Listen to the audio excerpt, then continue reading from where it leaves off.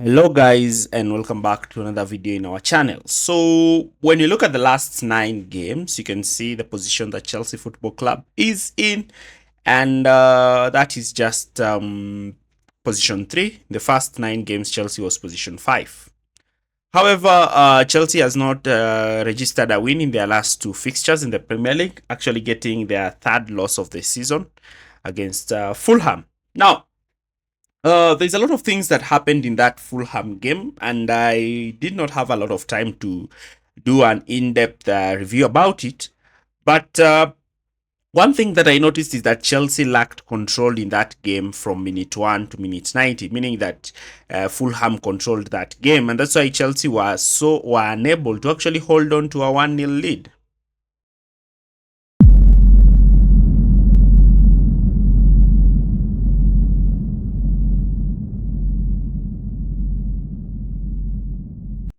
So what really happened in that game? So I'm going to do a two-part series in this video. I'm going to do a review of the Fulham game while I preview the next game against Ipswich Town. So let's look at just some clear snippets. Now, one problem that I identified with Chelsea was how they pressed Fulham. The way Chelsea pressed Fulham was a man-to-man approach pressing, but it was not well coordinated. As you can see here, Jackson is the one who's leading the press. But you can see how the position of Cole Palmer and Enzo Fernandez really made Fulham play through Chelsea. Now, Fernandez was the one who was stepping out to cover Fulham's right-sided centre-back after Jackson has pressed the goalkeeper. And look at the position of Palmer, who should have actually moved to cover the pivot player while Jackson covering the other pivot player. But the problem here is the right-sided fullback is able to play the ball towards the pivot player, and you can see Palmer has not shifted across to win that ball. It is even being made worse because Robinson, who's playing as a left wing back, has actually occupied a left wing kind of position. And Iwobi has dropped deep and he is looking to pick up the ball from deeper regions. And in this case, Malo Gusto, who was covering Iwobi, has to drop so deep to cover Iwobi, putting Pedro Neto in a 1v1 situation with Robinson and opening a huge gap between Tosin Adrabio and the right back. And that is how Iwobi manages to bypass Malo Gusto, who's unable to stop him. Iwobi is able to turn and is able to play the ball ahead of Robinson, who wins the run against Pedro Neto. And that's how Chelsea kept finding themselves in trouble. Now, Ipswich Town away is not an easy game, and I'm saying this: these lower table teams are not easy fixtures. Now, Ipswich Town are a team that will go at you as much as they can. This is another chaotic game. That's just the way Ipswich Town play. Key players are like Delap and Chelsea's former star Hutchinson. And you just know how these things are written in the stars. You always find the player who played for your team is the one who's actually scoring against you. So one thing that I realized about Chelsea in the last game is their inability to finish off the game earlier on. Immediately Chelsea went 1-0 up. I think Jackson should have done better so that they can ensure Chelsea have that 2-0 cushion. Because whenever Chelsea have that 2-0 cushion, they play with a much more relaxed feeling. Now, we realized that in the Fulham match, Chelsea lacked a bit of control, and Maresca even explained about this in his press conference. And it further emphasizes what I always say, that Chelsea need that buffer goal. Because if Chelsea go 2-0 up, then even Chelsea will just drop deep and look to contain Fulham and look to hit them on the counter, because Fulham will be more expansive. But when Chelsea just went 1-0 up, and even you can see the first goal that Chelsea conceded, it was a sloppy goal. Maresca went ahead and talked about João Felix. He explained about João Felix. And you know, it was a pressure why João Felix was not reintroduced into that game. And he talked about how, you know, to get the balance of the team, he had to bring on Kunku. There was no way he would bring on João Felix because it would alter the balance of the game. And there are rumors that are coming out that he actually did not sanction the signing of João Felix at the club. He also talked about Noni Madueke. He bundled him together with Renato Vega, saying that he expects more from them in training, indicating that there is something that he's displeased with Noni Madueke in training. But he said again that in the Ipswich game, he might make some changes and actually some players might come in. Probably a player like Noni Madueke might actually find himself back into the team. Another key and critical player he talked about was Reece James, talking about how Reece James is back in full training and how he will assess him, whether he'll be ready and available to start in tomorrow's game.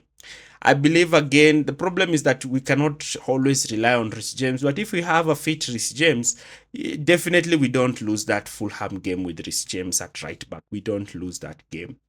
And probably we have better quality in the Everton game when we have Reece James at right back. We have seen how Gusto has fallen off this season.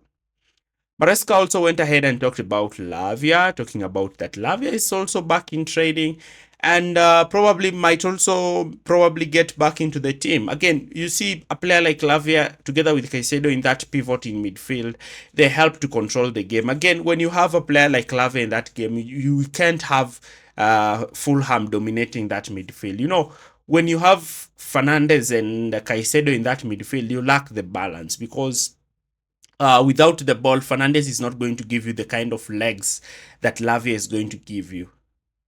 And that is what we really found out.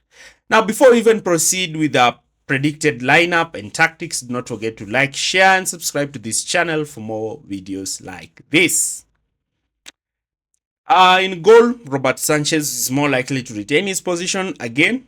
You know, Sanchez, you don't really understand him. He saves Chelsea a point away at Everton, comes this week, plays well. I think he played well throughout the game until the last moments of the game where he actually costed Chelsea even the point that Chelsea had. So that is with Sanchez. That's why a lot of people are saying you cannot win titles with Sanchez. You clearly saw what he did towards the latter stages of the game. I'm going to go with a fullback pairing of Reece James and Cucurella. I probably think that Reece James will be fit enough. We really need Reece James's leadership. We need his physicality. Gusto has really fallen off this season. That's something that we really need to talk about. Gusto has really fallen off, and that's why in the Fulham game, Iwobi just kept spanning him. Even whenever he went tight on Iwobi will just dribble past him and play the ball in behind for Robinson. And indicates how Gusto has been poor this season. We're going to go with the centre-back partnership of Tosin and Levi Colwill. Fofana is yet to be back. We really don't know when Fofana and Benoit will be back. So most likely it's going to be Tosin and Colwill. Both of them, I don't think they have done anything wrong. I cannot blame them. Tosin has played quite well, though he has made some sloppy passes. But both of them have played well. I cannot complain about the centre-backs. Now I'm going to go with the midfield. Then we just have to rely on the midfield of Caicedo and Fernandez. But I would really like to see Romeo Lavia back into the team. Yeah, I do understand that we need Lavia in the team.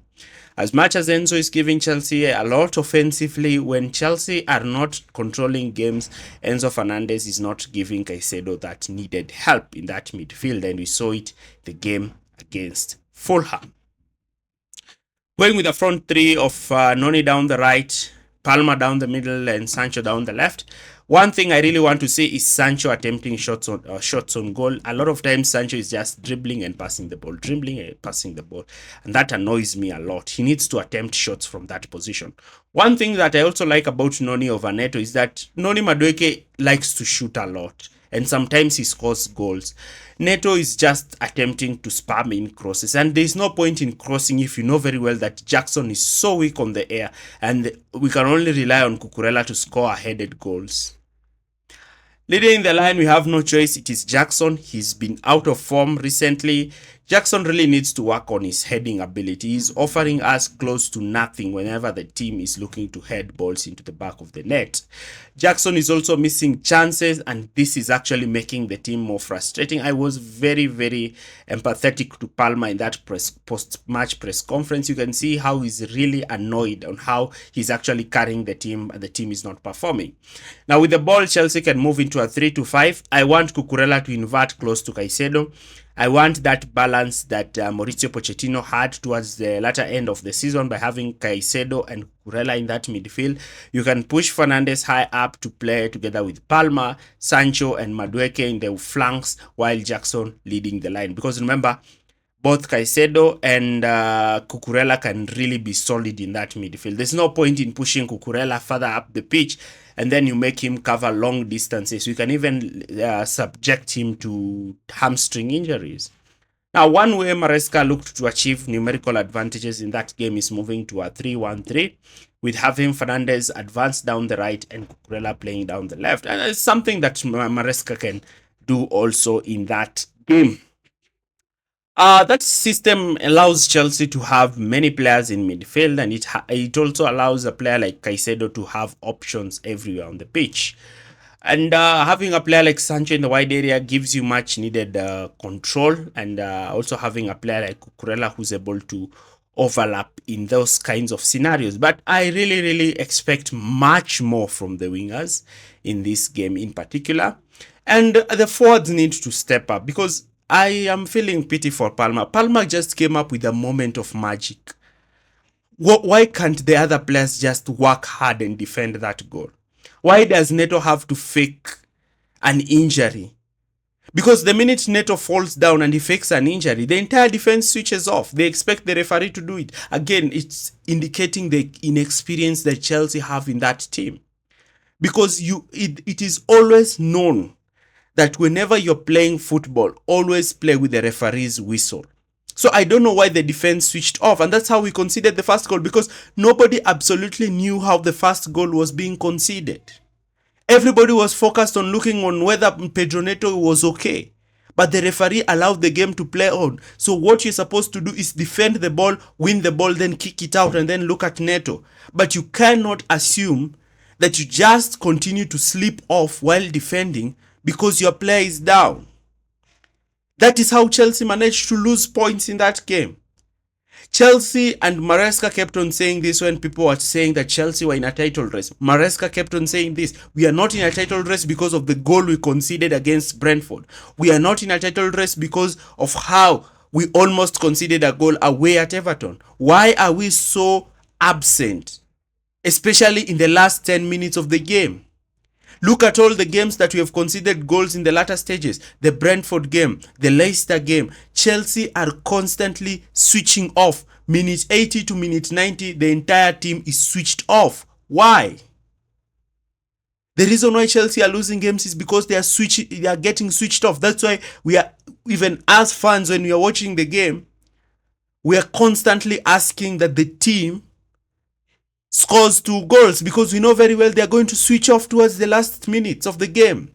And that is something that Enzo Maresca has to address with the players. You have to be 100% switched on in the game. The game ends when the referee blows the final whistle. Enough of sleeping, especially in the last 10 to 15 minutes of the game. What are your score prediction? See you in the next video, and thanks for watching.